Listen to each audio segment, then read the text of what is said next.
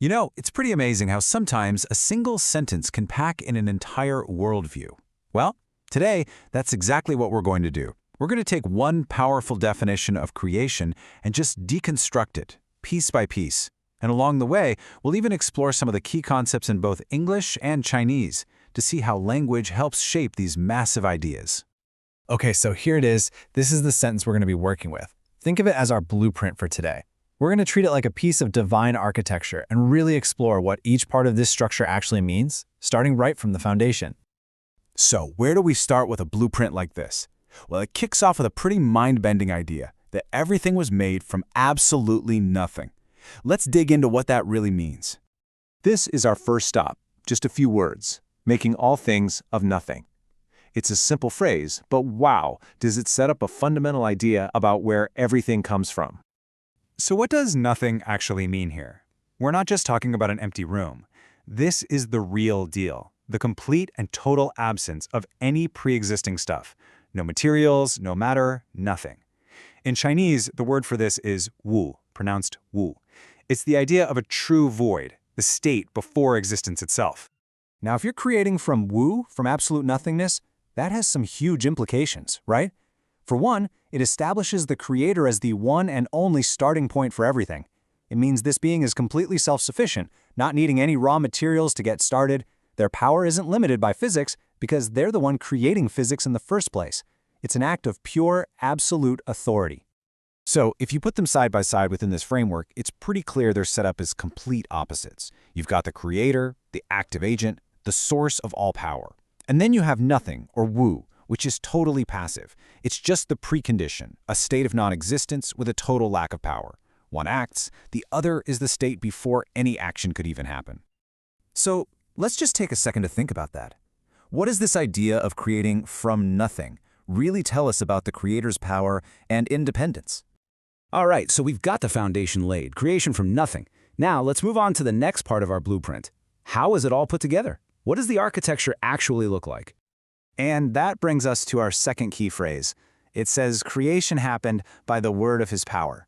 This isn't about hammers and nails or some kind of cosmic construction site. This tells us about the tool that was used. See, power in this context isn't just about raw strength. It's really about authority. It's the ability to make something exist just by commanding it to. The Chinese term here is nengli, or nengli, and it really captures this idea of ability and authority all rolled into one. And then the blueprint gives us another piece of the structure, a time frame. This whole thing didn't just happen in a flash or in some big chaotic bang. It happened in the space of 6 days. Now, this 6-day framework is super important. Why? Because it suggests this wasn't random chaos. It points to a process, something orderly and intentional. Each step building on the one before it. It's like a deliberate, carefully planned sequence. It's the very definition of deliberate architecture. So think about it. How does having a structured time frame, like 6 days, kind of push back against the idea that creation was just a big random accident? Okay, so we've got the foundation and the building plan. Now it's time for the final inspection. How did the finished project turn out? And that brings us to the very last piece of our blueprint. And here it is, the final verdict, right from the source. And all very good. That's the quality control stamp right there, a declaration of the work's quality.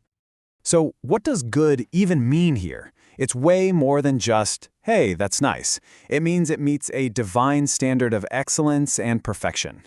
The Chinese word is hao, or how. It implies that creation was made exactly as it was meant to be, fulfilling its purpose perfectly. And the implications of that are massive. It suggests the world was built to a standard of perfection right from the start.